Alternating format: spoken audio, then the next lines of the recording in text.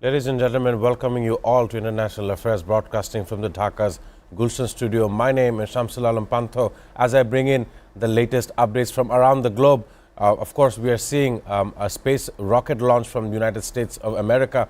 It is going to the moon, named Artemis 2, and it has a 10-day mission to rotate around the moon. And not only so, yesterday evening, Donald Trump took to the U.S. media in an address that he is saying it says Washington is nearing the completion of its military objectives in Iran. And not only so, the oil prices are climbing after Donald Trump says U.S. will hit Iran extremely hard in his national address. Before I begin the discussion, I want to introduce all my panelists. Here in the studio, I have Advocate Mohsen Rashid, President of the Bangladesh Muslim League, a senior jurist for the nation. I welcome you onto the program, sir. My pleasure. And I'm happy to have you here. Thank you. Alongside, we will have our geopolitical correspondent, Norman Floyd Barnes from District of Columbia, Washington. A very good morning to you, Norman. I was just reading out the launch of NASA's Artemis 2, which is in the modern era, 50 years since the last time mankind had tried to step on the moon. That is, of course, the breaking news coming from the United States. Alongside, in Donald Trump's address, he said that there shall be a huge response, destructive response coming up if there is no ceasefire, if not a negotiation, a halt to this war in the Middle East. What are the objectives that you find in U.S. President's terms and commentary? I want to know more from you, Norman. Greetings from Washington, the second day of April. Yes, yesterday, President Trump attended. He's recorded as the first sitting president to attend a Supreme Court hearing. So this is a very unprecedented approach by the executive branch to intercede with the judicial branch of the government. So the hearing was about the birthing right, and they are talking about that. They are making a ruling on the birthing right, which he's contesting for people born in the United States with foreign parents. So we had the Artemis 2 launching yesterday, very successful launching. We have a crew of four, three Americans, one Canadian, that was successfully launched yesterday, the first time since, I believe, 1972, that we had a launching to the moon. So this is a 10-day mission that will basically involve circling the moon and coming back to the United States in preparation for future trips next year, I believe 2027, where there may be additional crews going to the surface of the moon. So this is a successful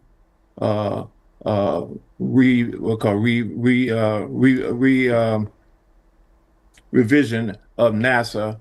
So that went pretty well. But the topic of the day was the president's speech last night, where he spoke to the people of the United States, updated of the war in Iran, in which he stated that the war is preparing the military, the tactical, the medical objectives have is almost completed without going into detail. And we're looking at the next 2 weeks, 2 to 3 weeks, where we should be concluding our military objectives in Iran.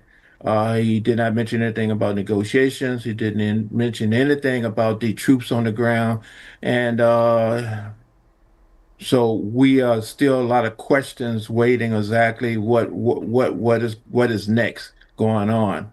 So these are the topics right now. In addition to he's trying to get Congress back to talk about the budget again to get that cleared up. But right now we are looking for a longer situation with the war, with no concrete answers, no solutions, and we are still having missiles being sent from Iran to Israel and to the neighboring Gulf states.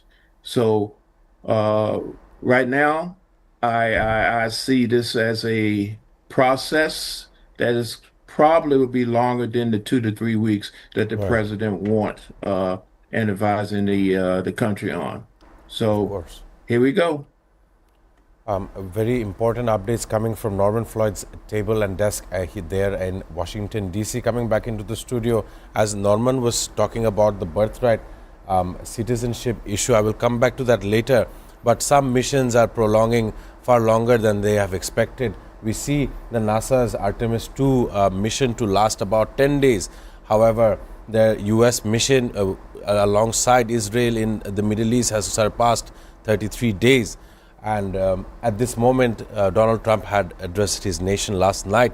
In response, Iran's military spokesperson of the IRGC had said they will issue crushing and broader attacks on US and Israel. It's not a direct attack, as you would say it, but attack of allied nations and their investments in the region, whether it be Kuwait, Bahrain, and especially the UAE, which has faced the brunt of the Iranian forces.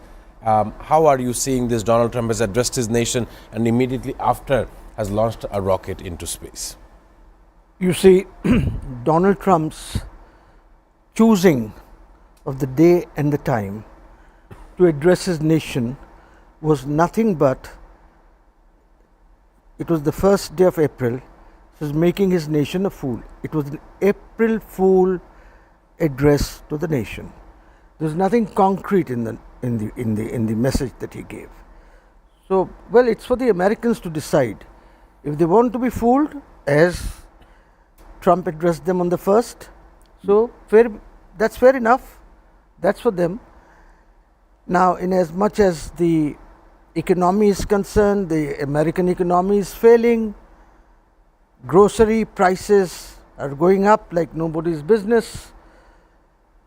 The midterm elections are coming up. The Republicans may not fare well if this is how it works. So the problem is that when a nation, a superpower like the United States, comes under the thumb of a small nation like Israel, which is of course a power in itself, it's a military power in the Middle East. So you have these problems. America, or this administration, has become a total slave of the Israeli government, current government, and of course Trump is a slave of Netanyahu. Right. So this is where America stands. Well, if you ask me about how the war is going, well, there's tremendous amount of destruction that has been caused in Iran. Civilians have been hurt, civilian properties have been destroyed, not so much military targets. They have not been able to reach the military targets. Now I understand that there are preparations going on for American boots on the ground. Well, Iran has categorically stated they are most welcome. They will come under the instructions of the US and Israeli administrations, but they can only go back when we let them go. So they are most welcome to come. He has now given a deadline that if the ceasefire doesn't take place, well, ceasefire is not taking place, because that is the moment Trump said or spoke of ceasefire, the Iranians rejected it. Right, they correct. want a complete agreement so that nothing is done after this. A treaty of the A sort. treaty or an agreement, whatever, you see. So Pakistan is now trying. Pakistan is working with the Middle Eastern nations. It is also keeping China informed. So some kind of indirect talks are going on. And to the best of my knowledge, J.D. Vance, the deep state of the United States, has now given this responsibility to J.D. Vance. So J.D. Vance is not working on this under the presidency of Trump. He is now doing it under the deep state's instructions, and deep state is the Pentagon and some more people other than Pentagon also. So he is working on that. We hope and we pray that this comes to an end, although Trump wants to prolong it, because Trump will have business interests once he is able to do these things. And even you look, he's got this real estate people, Witkoff. Who the hell is Witkoff? He's a real estate. He's got his son-in-law. What did his son-in-law achieve except for the Abraham Accords when he was looking after this? A very loose-ended agreement between the Arab states that's and about Israel. it diplomatically. But what did they achieve? You see, Sudan was destroyed after Sudan came to this Abraham Accords. Your UAE is now being destroyed completely. They will be nowhere, UAE. They are being destroyed for the simple reason that they are working under the thumb of the Zionists. The Zionists have taken control of UAE. And the civilian targets in UAE or any other places, be it Saudi Arabia or any other places, they have been targeted by Iran because the Zionists, the people from the bases, the Americans from the bases have taken shelter in civilian areas, in hotels and other motels and other places. So they are hitting those. But that's not the civilian target. That's a military target in as much as Iran is concerned. So I would ask the people of the United States, they are on the streets, let them put more pressure on this administration. And I think it is time that the United States should look and see to it that the 25th Amendment of the Constitution is invoked. You can't run a country with a madman at the top, a man who doesn't know how to talk, who does not have diplomatic language, he does not have diplomatic vocabulary. He talks of MBS, he's to come and kiss my ass. Kissing ass? Very derogatory comments that were made. Is it a diplomatic way of talking? Is that how the heads of governments or heads of states talk? So a madman should go. It is the responsibility of the American people, if they want to be the leaders of the free world. The global situation is changing, geopolitics is changing. South is very strong now. The northern hemisphere has to see. You see, the Spanish have not allowed you to take off from their territories. The Italians have banned you. You have not, the British don't want you to use their airspace.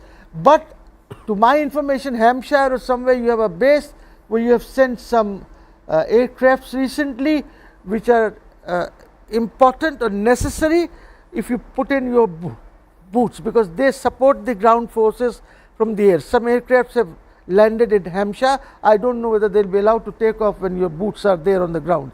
So you see, Europeans have ditched you. NATO has ditched you.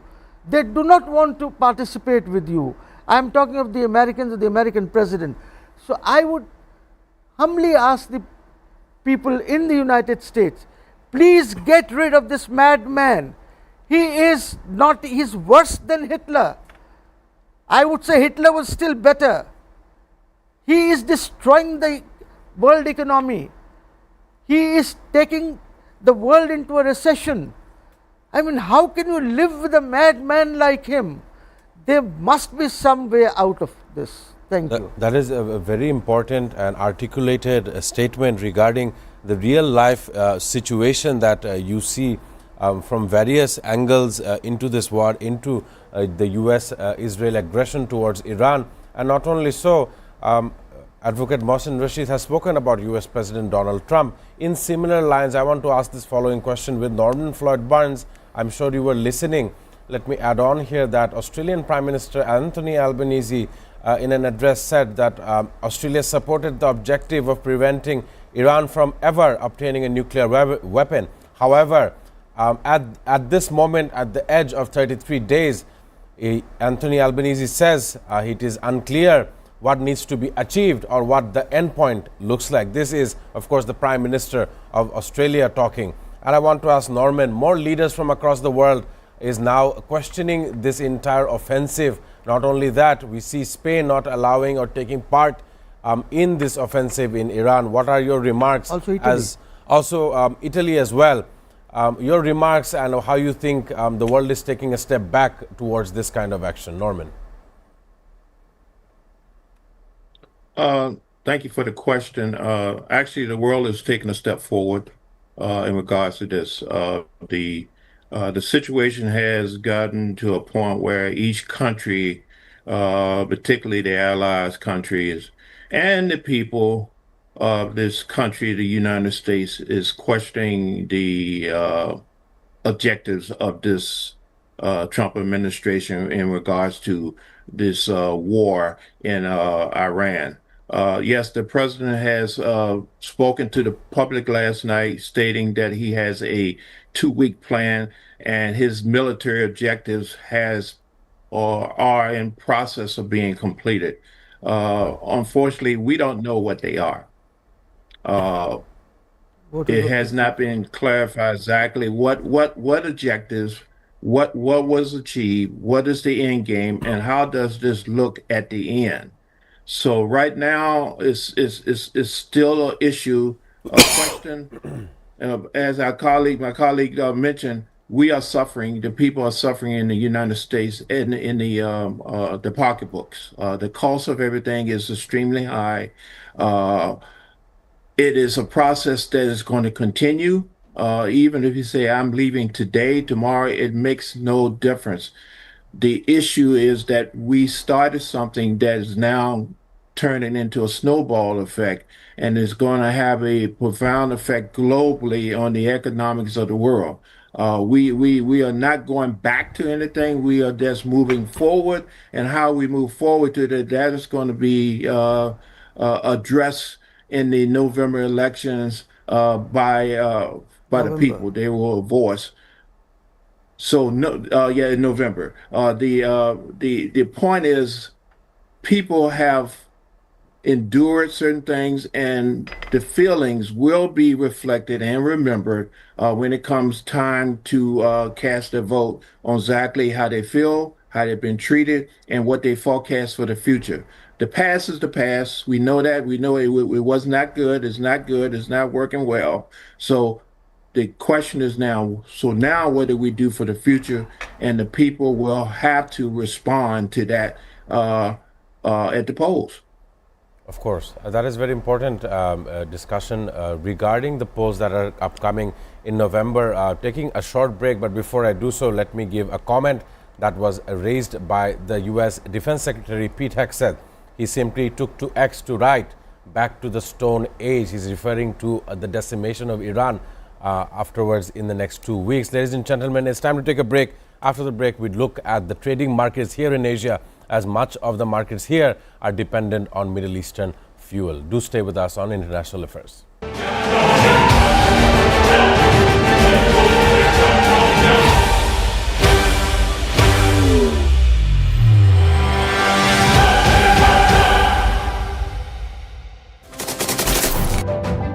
Hello and welcome to International Affairs, and my name is Shamsul Pantho. I don't see an easy resolution to this because every slight deviation from the plan, opening an open war conflict with them, testing nuclear missiles, Russia's announcement of these supposedly successful testing, special and exclusive footage that is being played on SATV screen, Really coming to terms with Hamas. Damage estimated between this entire issue. President Trump is expected to hold bilateral talks, preserving biodiversity and tackling climate change. We cannot protect the planet before we negotiate peace.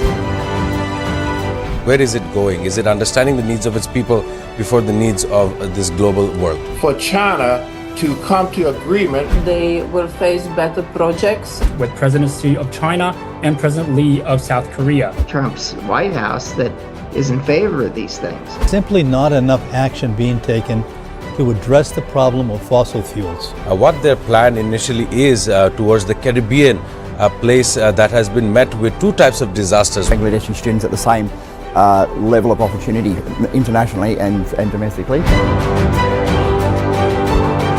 International Affairs. Watch every Sunday to Thursday at 2 p.m. only on SATV and SATV Digital. Hello and welcome.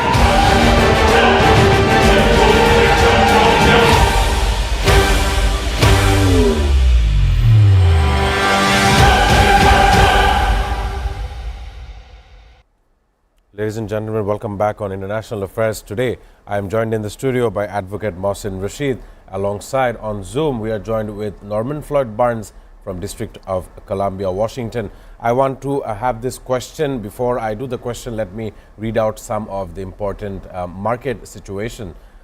The major stocks indexes in Asia are trading lower after Trump's address. The Nikkei 225 in Japan is down by 1.5%. South Korea's Kospi is down by 2.6%, and the Hang Seng in Hong Kong is 1% lower. The region's stock markets have been volatile since the beginning of this war in Iran at the end of February. Asia is particularly vulnerable to the impact of the conflict as it is heavily reliant on Middle Eastern fuel, Middle Eastern energy for its supplies. We understand in Asia as a whole is the manufacturing hub of the world. It's not only exclusive to China. We have India, we have South Korea and Japan respectively. All are at this moment in this century very advanced in manufacturing, and some of that is based on energy dependence. I want to ask Norman Floyd Barnes. We see some of the nations in Asia trying to ration their remaining fuel, trying to cause uproar in the uproar in the people to make sure that they have declared an energy emergency. And likewise example is from Philippines. I want to know how you're seeing this in the face of a rocket launch towards the moon. There are a real life crisis that is happening not only for those in manufacturing but those who are also in farming. So I want to know how you see its broader impact across Asia. Norman. Thank you for the question. Believe it or not, I posed that question to a colleague yesterday when we was talking about the rocket launch and the successful embarkment of the NASA mission. It appears that we are living in two different worlds. There's one world where technology, space exploration, dynamic things dealing with of Mars and the solar systems, and that is a beautiful thing. But at the same time, the timing is awful. Very awful time to have a beautiful mission like this in the midst of a major world conflict. Accurate. Dealing with the world. We are in a situation right now, like I mentioned before, we're not going back to anything. We're moving forward. And the forward movement is basically people are making decisions that is not conducive to what we did yesterday. We're looking at what we need to do and who can be reliable, who we can trust, who do we want to work with. So these things are coming out very clearly, who wants to work with who, and exactly how the world order is going to shape. We have a shift in the world order, believe it or not. The superpowers, the once superpowers, are now losing some of their attraction and control, and people are now making more prudent and more responsible decisions on how they want to run the world and do things. Yes, the NASA launching space exploration is a beautiful thing and it's something we needed. But is it needed now at this time when we are in conflict? Right. We have people, in our own country here in the United States who still do not have food. Current about next day, they're going to have shelter, employment, health care, these basic things, Medicare, all these issues on the table. I think the picture, we can't continue this war. At the same time, we have these internal things that has not been fixed. We'll patch them up, we move on, and we're doing other things, spaceship, rocket ships, whatever. But we also have issues with shelters. We have people need food, health care, and things have not been addressed. We have projects, we have disaster areas that has not been completed yet. FEMA do not have the money, the means, and the services to do it. We got people still in the mountains in North Carolina who still do not have shelter. We got things that need to be brought up to speed within this country, but we still have the ability to launch rockets and do these space exploration programs while people still living in tents. Of course, some of That's these my response. some of these grievances that common Americans are feeling regarding the market, some even seen taking photos at petrol stations because of the scarcity and availability of crude oil and gasoline. Not just that, we do see it is eye-opening for humanity, for humankind. When you talk about NASA's Artemis 2 launch, it has been attempted after 50 years. And that is a milestone for this very month. And of course, Donald Trump did not mention it in his 19 minutes discussion yesterday night. However, common Americans are celebrating the fact that there was a successful launch. Back into the studio with Mohsen Rashid.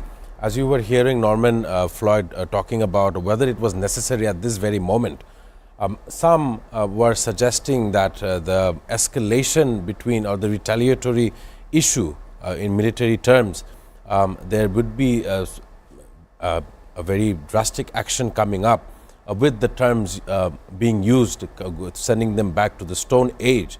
That is, of course, talking about powers that have not been used for many, many decades down the line. Do you think a probable use of that kind of force is on the docks for the US?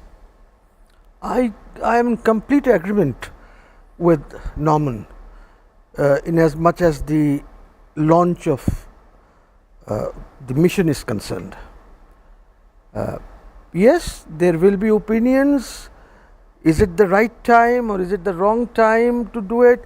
But then, since they were prepared, I think postponing it now for the war or doing things like this would perhaps incur more costs, and that perhaps would not be good for NASA. So I totally agree with him that okay, fine, they need it. This should have been done. They should have been earlier because the launches were being done by private sector and certain accidents had also taken place. However, coming to Iran, you see, there is no possibility whatsoever for the Americans to win this war. Well, wars never have victors. Right, there are no winners. Right. I mean, you only have losers, because you lose in terms of economy, you lose people, you destroy properties and things. So, never there is a victor. But people can imagine in their mind that such and such is a victor or such and such is a loser. That is another issue. But nobody wins, you see. To do whatever is being done in Iran, how much money is the American economy spending on this? Huge. Yeah, $2 billion a day. $2 billion in a day. So just imagine, Norman, this is not how you work, and there was no necessity for this. I mean, I know the Zionists have a huge program from the Nile to the Mediterranean, Euphrates. I know they want to take Kuwait, Saudi Arabia, Iraq, Lebanon. I know, I'm aware of that. But still, Iran is outside that greater Israeli project or the Zionist project. Iran does not come within that periphery of whatever they are planning. So, we are now civilized. We have got international laws. We have got the United Nations. We must act civilly. With civility, we cannot do what Trump is doing. I mean, he came pledging that he would be stopping wars. He came pledging that the Ukraine war would stop within 24 hours or something like this, you see. But what have the American people got, or what has the world got? I mean, the American people or the administration projects itself as a global leader, but is it behaving like a global leader? See, my country, look at my country, look at the queues in the filling stations. They're huge. We are also rationing now, saying not to give more than 10 liters. We do not have enough oil. My refinery is closed down because they do not have crude to refine. See, just see, a poor country is facing this. Look at other countries here around us in South Asia, except for India, because India has some oil and gas, so they can survive. And I am grateful to India also for giving Bangladesh first 5,000 tons of diesel, and now they are giving another 7,000 tons of diesel. This is what is keeping us going. You see, diesel or fuel is something which you require at every step of your economic life. You need fuel for agriculture, to run the tillers, to run the tractors, to do, plowing the fields. You require diesel. You require diesel for fertilizers, to run the fertilizer factories. We require furnace oil to run our what do you call, the electrical, the IPPs, power plants. Yeah. So Energy, we require aviation fuel to run the airlines. How do we go about doing this? We are in a mess. Many countries like us are in a mess. So this should be, so if you say we will never align ourselves with the United States of America, we will have to look for other alliances where we can survive. Otherwise our survival is at stake. Our existence is at stake. Our people will go and they are going into poverty. We will have nothing to eat because ships cannot come. Agriculture, we cannot grow food because of lack of fertilizer. So, what happens to this almost 200 million people of Bangladesh? Similarly, millions of people who are suffering, say in the African continent and in other places. So, nobody has thought of the people. Americans are suffering. As Norman very rightly said, look at the groceries, look at people becoming homeless, unemployment is growing. The whole world is facing this, and this administration does not recognize this. And Hegseth, who is another, a criminal of the highest order, he is asked his stockbrokers to purchase the stock of these industries like Martin and others who manufacture war materials, arms, ammunitions, rockets, missiles. He's instructed his lawyer to do that. He wants to invest a few millions in buying these stocks so that these would go up and he would become a multi-billionaire. This is where we are. The ground reality. It's the ground reality. These scoundrels like Hegseth and others, they are in administration. Trump must realize, I like Trump. It's not that I dislike him. But why has he gone to this war? In his first term, he never did this. He was doing the right things, going to North Korea, going to other places, resolving these issues so that we don't get into war or there's no nuclear war or nothing like that. But I don't know what's wrong with him. He even does not have good people with him now. Rubio is another criminal of the highest order who wants to become the president of Cuba, if possible, if they can take Cuba. With these kind of people, you run a government and call yourself as the leaders of the free world? It's a joke. It's a joke. Right. Those were very important comments from your end regarding how the U.S. administration, as especially Pete Hegseth, Marco Rubio, the frontmans or the side wingmen of Donald Trump, who have actually not looked after their electoral campaigning promises, as you picked out very correctly. And I'm sure Norman Floyd Barnes, who was on this program, would have agreed with Advocate Mohsin Rashid. However, it is time to take a short break. However, after the break, we'll discuss how it affects local life here in Bangladesh and in the region of South Asia. Do stay with us on International Affairs.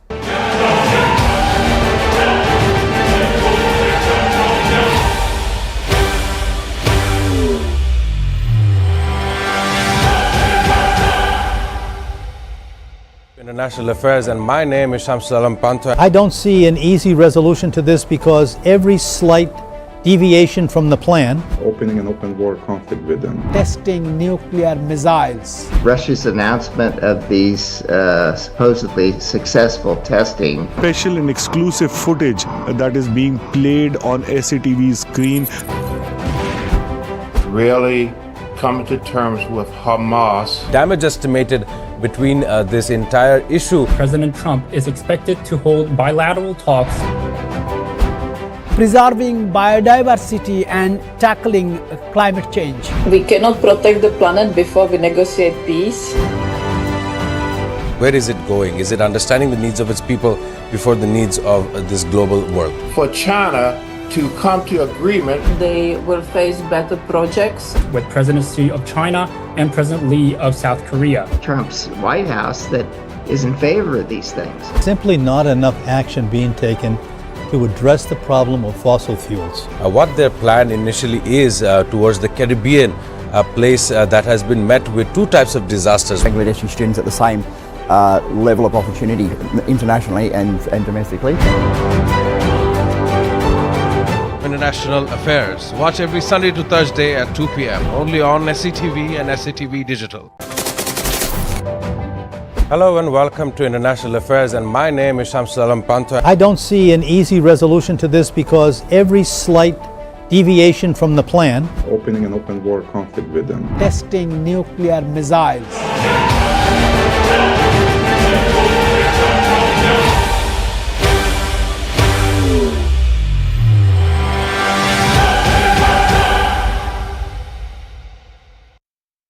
Welcome back on the last segment of International Affairs.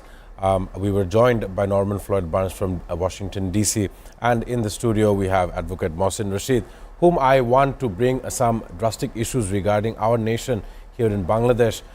As you were listening to the news and as we were discussing during the break, a district in Bangladesh's North Sylhet has came out to the media yesterday night. As of this morning, they're saying that all the petrol filling stations shall be closed effective immediately. I do not know what are the conditions, but that does create a sense of panic for residents in Sylhet. And not only so, we are yet to discuss, yet to understand whether or not we will have the a 3-day work from home and the 3-day at on-site duty. How much of that shall be implemented by the cabinet division, we're yet to see. Handling of the matter here in Bangladesh and all the grievances that we all face, whether it be LPG, whether it be octane, diesel, petrol, depending on the situation. Not only that, before this war had begun, Bangladesh was facing a crisis of cylinders, gas to use in the household cooking as well. I want to know how you're feeling about it. Well, the majority blame will have to be shouldered by the previous government. Much less by this government, Tariq's government. Right. Yunus, as I have always said, was a fraudster and a scoundrel. Yunus created most of the problems for this country. You see, he should have understood how much oil is required to be imported and must have taken these steps much earlier. We all had this sense that something will be done in Iran while he was in power. You see, look at this immunization project. The EPI. Children are dying. EPI, the EPI program. Right. I mean, there was never a problem with this EPI problem. So many governments have come, gone, but the EPI program went on.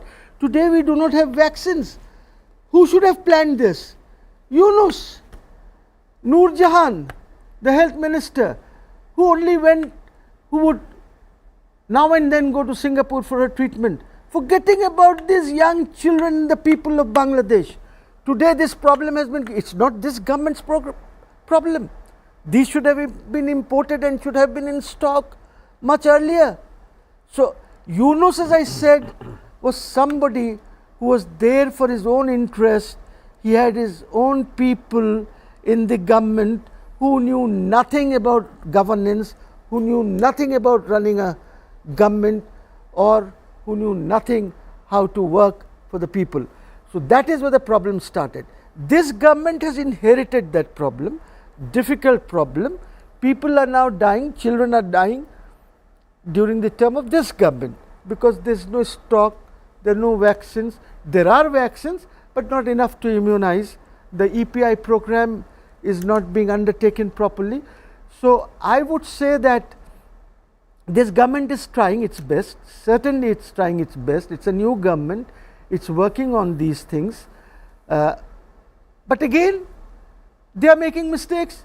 Like the panic was created on this issue of oil by the minister in charge. It was too early that he sent this signal, and people panicked buying those. There was panic buying, filling in the tanks of cars. Even unscrupulous business people, they brought in drums and filled drums so that they can sell in bottles, liter bottles. Some even at a higher price than the market stipulated price of Much 120. Higher, much higher. Well, we have to resolve this problem. I remember in Nepal they had this problem when India stopped selling oil to Nepal. There was a serious problem. There was rationing, prices had gone up, people were buying from the black market. So here also similar things are going to happen, but how I would say that this government should try to source oil, fuel, and they should work very hard on this. And I think if they work with the Indians, maybe something can be done. They can work with the Indians who have oil. In as much as gas is concerned, you see, again a problem created by whom? By the previous government of Yunus. You see, I was hearing about how Lamia Murshid's husband was taking or getting into an agreement for this LNG. These should have been sorted out much earlier. So I would say that we are in a bad shape. My refinery has closed down, and as you know that when a refinery is made, it is not made for all kinds of crude. I mean, I cannot get the Venezuelan crude and give it to Eastern refinery. That will not happen. So this was made for the Middle Eastern crude. So we have to see to it that oil comes, and I am very happy to note that Iranians have allowed Bangladeshi tankers or tankers bringing oil for Bangladesh or gas for Bangladesh to come to Bangladesh. And I think if we can plan it properly, get more oil, it will come. We can get over the problems that we have, but the Iranians are not happy with us. Right, and yesterday they are the not Iranian happy with ambassador us. came. Yes, yes, because we have given statements, and this government's foreign minister is giving statements which go in support and in favor of the United States. So we could be in for more trouble, but thanks to the Iranians, they have taken note of this, but they're still not putting curbs on us or are not disturbing us. So we must be very careful about our foreign policy. It is very important. I mean, we can be diplomatic. There's no point in being so westernized and saying that we support the Americans. We have not said that in so many words, but that is what you have meant. And by now the people of this world must have understood that Iranians are not fools. You see, Iranians are fighting such a big power, such a big superpower, because they believe in the principle of Shahada. Martyrdom. You understand? So they are not bothered. If the entire Iranian population is annihilated, they'll come back again. They are not bothered with this. You see, that is their basic principle on which they are fighting this war. So I would urge the Americans and these bloody Zionists to be careful. A very important, a very descriptive analysis of how you are seeing local affairs in terms and in comparison to this international war front. A very short comment from you is required before I end the program. Last November 17th, we were in the studio and we were listening to the International Crimes Tribunal address or the final decision regarding our ousted Prime Minister, and today the news suggested is a complete reversal. Just the process in 5 months, and how much has changed in Bangladesh, if you would like to add? Well, you see, I have always been against ICT because according to me, the purpose for which it was created has long been finished. So this is something that should not have been done. In 2009, Sheikh Hasina restarted this by making some amendments, which she should not have done. And that is, you see, that is why she is facing this problem, because she created the problem in 2009. Correct. So now in 2024, she has, you know, that's destiny. You try to do something which is bad, you dig a well for somebody else to fall, You fall in it yourself. She has fallen into this. However, having said this, I have prepared, today I will be dispatching a notice wherein I am challenging the existence of ICT after 1973 in the context of the 1972 Collaborators Special Tribunals Act, which was meant for trying Bangladeshis. If Hasina wanted to try this, the Jamaat leaders or whatever, she should have done that under the Collaborators Special Tribunals Act 1972 and not under ICT, because ICT was created for a purpose to try the Pakistani war criminals. Now I am giving a notice, which notice goes today, and in the meanwhile, for your information, a firm, a barrister solicitor's firm in London has already given a notice to ICT on behalf of Sheikh Hasina, wherein they have talked about the trial. I am talking about the dispensability, not indispensability, the dispensability of this. They should have gone long time back.